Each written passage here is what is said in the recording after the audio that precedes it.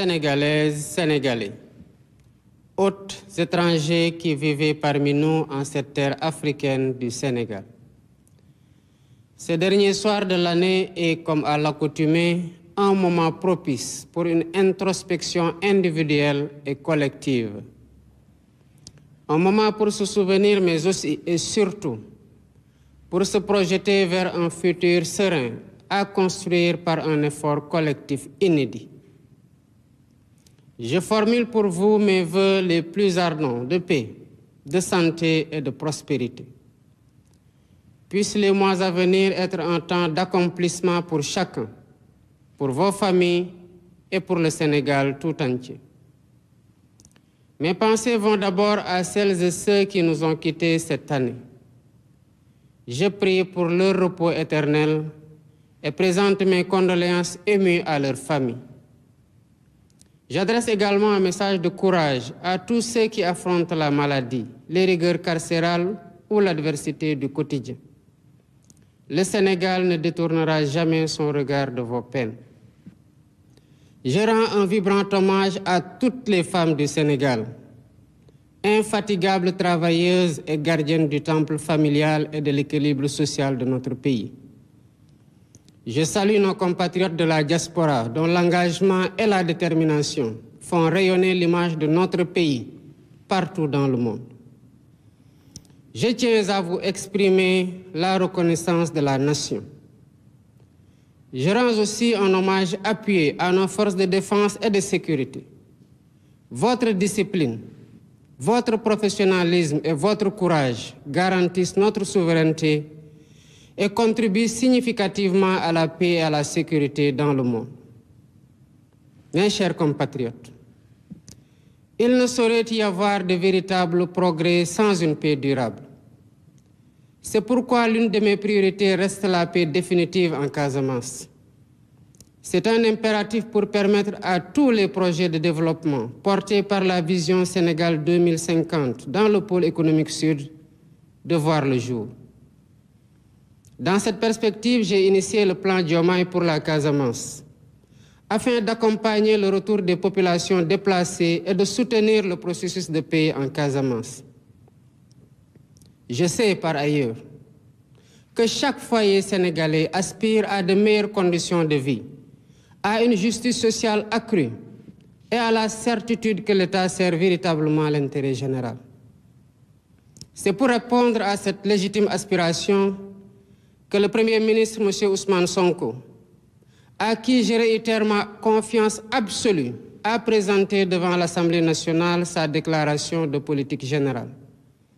Il y a détaillé les grandes orientations de notre programme de gouvernement adossé à l'agenda national de transformation Sénégal 2050 pour redresser le pays et replacer le citoyen au cœur de l'action publique.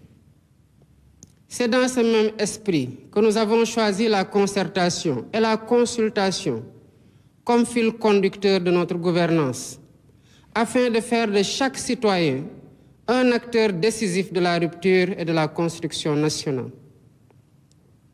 Les assises de la justice et les états généraux du transport ou de l'industrie, déjà tenus, en témoignent éloquemment. Cette démarche se poursuivra à travers les assises nationales des Dara et les concertations sur l'enseignement supérieur, ainsi que dans d'autres secteurs, pour renforcer l'adhésion et la participation de tous. Par ailleurs, au courant du premier trimestre 2025, le gouvernement lancera la plateforme Ligueyal Séréo, qui permettra à chaque Sénégalais, d'ici comme de la diaspora, de déposer sa candidature au poste public en compétition ou de proposer des projets et opportunités d'investissement.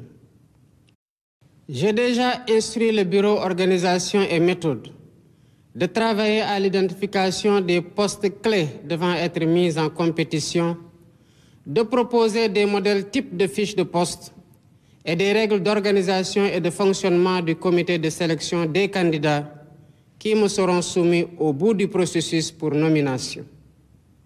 Mes chers compatriotes, malgré les défis et les incertitudes rencontrés en 2024, Cette année charnière aura surtout été marquée par l'expression d'aspirations majeures, défendues au prix de grands sacrifices, par la vigueur de la raison démocratique et par l'émergence de perspectives porteuses d'espoir. En effet, le 24 mars 2024, vous m'avez largement accordé votre confiance, m'offrant ainsi le suprême honneur de présider aux destinées du peuple sénégalais. Dans une logique démocratique et une belle cohérence électorale, vous avez confirmé et parachevé votre choix dans les urnes le 17 novembre dernier, en nous confortant d'une majorité parlementaire incontestable. Le mandat populaire est ainsi clair et sans équivoque. Il nous appartient de le dérouler avec rigueur, fidélité et dévotion. Je m'y engage.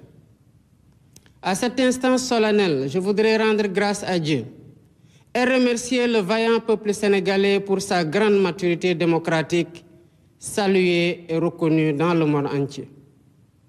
Pour ma part, j'ai minutieusement décrypté ce puissant message venu des urnes. Dans leur grande majorité, les Sénégalais nous ont prêté les clés pour ouvrir les portes du changement systémique, ainsi que les fenêtres de la transformation nationale, dans la droiture, la probité et l'exemplarité. Djub, Djubal, Djubanti. C'est dans cette logique que j'ai pris un nouveau décret organisant le comité d'orientation stratégique du pétrole et du gaz, COS-Pétrogaz, pour y donner plus de place à l'opposition, à la société civile, aux syndicats et à l'ordre national des experts. J'entends ainsi garantir une exploitation optimale et transparente des ressources pétrolières et gazières au profit de l'économie nationale et des générations actuelles et futures. Toutefois, force est de reconnaître qu'aucun changement, aucune rupture n'est possible dans un environnement de corruption endémique.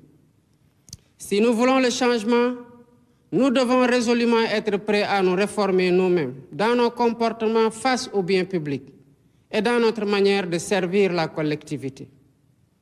Voilà pourquoi, au-delà de la modification de la loi portant statut général de la fonction publique, 4 lois sur la transparence et la bonne gouvernance seront soumises à la représentation nationale. Elles portent sur la protection des lanceurs d'alerte, la réforme de l'organe de lutte contre la corruption, l'accès à l'information et la déclaration de patrimoine. Concernant la déclaration de patrimoine, elle sera généralisée à tous les agents de la fonction publique sans exception, ainsi qu'à tous les postes électifs ou nominatifs impliquant une gestion budgétaire, quelle qu'en soit l'importance. Les modalités de publicité et de mise à jour des déclarations souscrites seront définies par la loi. Mes chers compatriotes, je suis pleinement conscient des difficultés que les Sénégalais ont traversées ces dernières années. C'est pourquoi, face à la vie chère et malgré une conjoncture économique plus que difficile, dès les premières semaines de mon mandat, le gouvernement a pris des mesures concrètes pour soutenir les producteurs locaux et réduire le prix des denrées de première nécessité. D'un autre côté, les réformes institutionnelles en cours avec la suppression du Conseil économique, social et environnemental et du Haut Conseil des collectivités territoriales se poursuivront au courant de l'année 2025. Le comité restreint que j'ai déjà mis en place pour l'identification des lois et décrets à prendre ou à abroger est à pied d'œuvre pour matérialiser les consensus forts issus des assises de la justice. Par ailleurs, l'inflation notée des partis politiques, favorisée par une application trop laxiste des textes en vigueur, a conduit à une fragmentation excessive et à une inflation préoccupante, préjudiciable à une respiration démocratique de qualité. Dans un avenir proche, des concertations sur notre système politique se tiendront dans le but d'y apporter plus de lisibilité, plus de transparence et de rationalisation. Toutes ces réformes, comme d'autres, vise uniquement à rapprocher l'État des citoyens, à mieux prendre en charge leurs aspirations et à asseoir les bases d'un Sénégal fier de ses valeurs et intransigeant sur sa souveraineté. La diplomatie sénégalaise, fidèle à sa doctrine, continuera à promouvoir les idéaux de paix et de justice, tout en apportant sa solidarité agissante et son soutien actif aux peuples opprimés du monde. Tous les amis du Sénégal seront traités comme des partenaires stratégiques dans le cadre d'une coopération ouverte, diversifiée et décomplexée. D'ores et déjà, j'ai instruit le ministre des Forces armées de proposer une nouvelle doctrine de coopération en matière de défense et de sécurité, impliquant, entre autres conséquences, la fin de toutes les présences militaires de pays étrangers au Sénégal dès 2025. Mes chers compatriotes, prenons le temps de nous regarder dans le miroir de notre histoire et de nos valeurs, pour nous rappeler qui nous sommes, d'où nous venons et où nous aspirons à aller. Au-delà des réformes et des politiques, arrêtons-nous un moment pour évoquer en profondeur ce qui nous unit. Cette exigence d'unité et de fraternité quasi existentielle pour bâtir l'avenir que nous voulons nous rappelle l'importance de cette communion nationale autour de la même flamme de l'espoir, de la solidarité et du vivre ensemble. Dans un esprit d'humilité et de détermination, nous construisons pierre après pierre le Sénégal que nous voulons. Cette œuvre exige la mobilisation de toutes les énergies et s'appuie sur un esprit de solidarité, de tolérance, de don de soi et de dépassement. Des épreuves les plus dures de l'esclavage aux luttes contemporaines pour l'indépendance et la démocratie, en passant par la colonisation, nous avons démontré avec constance une résilience inébranlable. C'est dans cet esprit et par devoir de mémoire, de vérité et de justice que nous avons commémoré pour la première fois l'anniversaire du massacre de Thiaroye.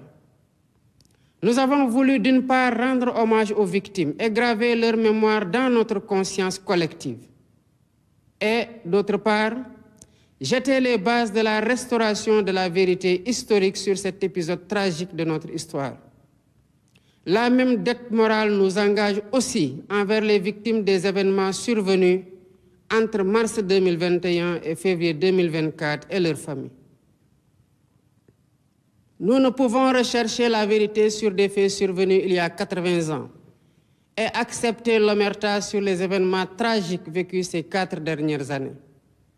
Ce faisant, il ne s'agit pas d'une revanche à prendre, mais d'une justice à rendre aux victimes et à leurs familles, de les apaiser et de réaffirmer la sacralité de la vie humaine. Mes chers compatriotes, ma conviction profonde est que nous sommes un peuple singulier, un peuple aux racines profondément ancrées dans la diversité de nos langues, de nos coutumes et de nos valeurs, mais qui a su faire de cette diversité une grande force. Fort de cet héritage, il nous appartient aujourd'hui d'écrire un nouveau chapitre de notre histoire, où notre souveraineté est pleinement assumée, notre justice réellement vécue et notre prospérité partagée par tous. Lu ñëpp bokk, ñëpp jot ci.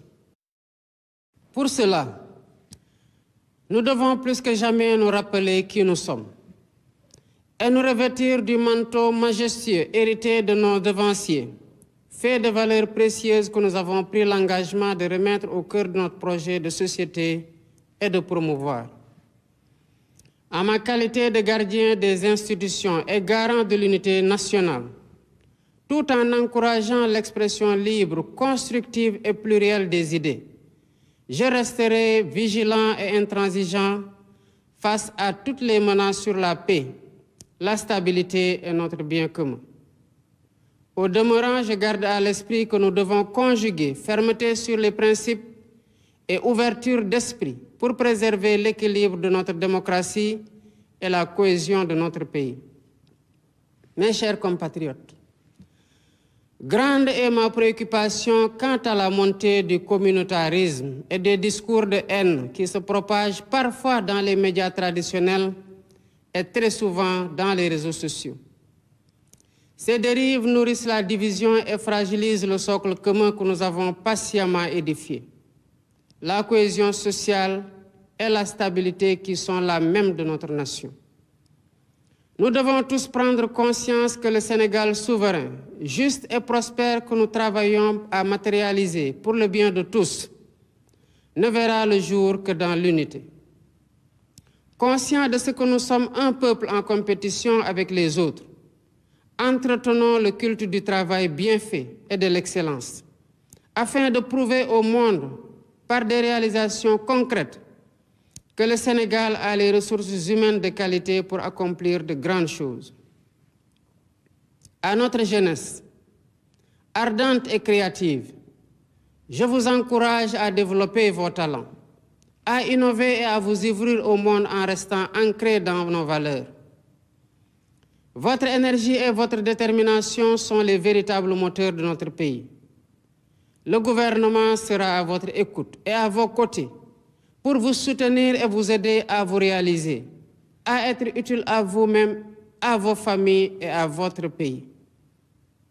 Ensemble, prouvons que le Sénégal est une terre de promesses et de possibles, et édifions un Sénégal uni, souverain, juste et prospère pour les générations actuelles et futures.